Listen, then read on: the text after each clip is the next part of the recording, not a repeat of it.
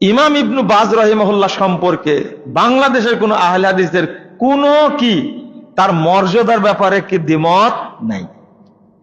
তিনি বলছেন যে ওয়াক্ত হওয়ার সাথে সাথে আজান এবং আজানের সাথে সাথে 15 থেকে 20 মিনিটের মধ্যে কি সালাত জামাত হতে হবে।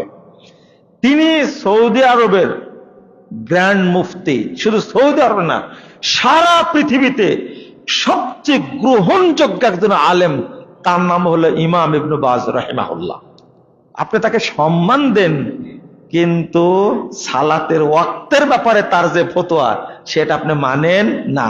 মানে আপনাকে বাপ বলে স্বীকার করি, কিন্তু আপনার কথা মানতে রাজি না।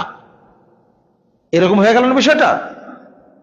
তখন আপনি পানি ঢালা শুরু করবেন, উনি তো অন্ধ মানুষ ছিলেন, কথা একটা বলেই দিয়েছেন, ওইটাই মানতে হবে।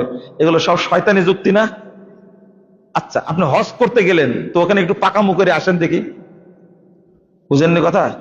হজ করতে গেলেন, একটু ওখানে পাকামো করে আসেন দেখি। এই 12টায় বাজেনি, আজান দিচ্ছে কেন? পাকামো করে আসেন ওই জায়গাতে। এখানে তো করতে পারতেন, খুব মদিনায় যান, পাকামো করে আসেন একটু। আপনি কি বুঝতে পারছেন পাকামো মানে? টাকা তো আছে অনেক আপনার, থাকলেন হিলটন হোটেলে, মিনিলাম হোটেলে থাকলেন, মক্কা টাওয়ারে থাকলেন, ইমাম সাহেব এসে পাকামো করে আসেন না একটু? পাকামো ওখানে করতে পারেন না, এখানে এসে করেন, তাই না? এখানে কি বুঝান? আল্লাহ যেন আমাদের বুঝার তৌফিক দান করে।